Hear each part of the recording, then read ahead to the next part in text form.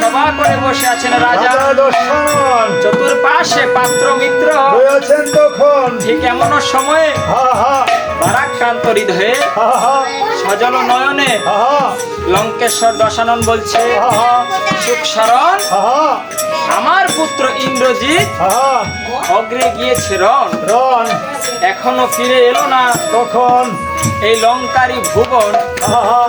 আর সুখ শরণ বলছে, মহারাজ যে করিতে যায় রণ ফিরে আসে না প্রভু এই লঙ্কারী ভুবন।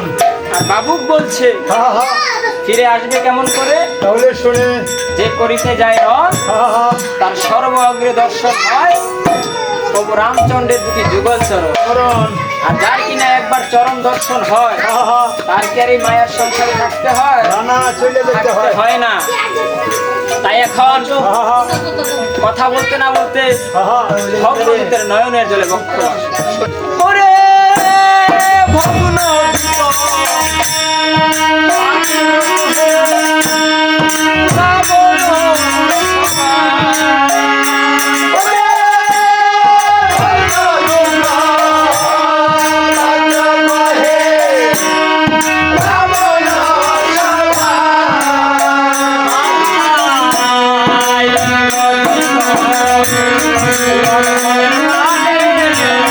Oh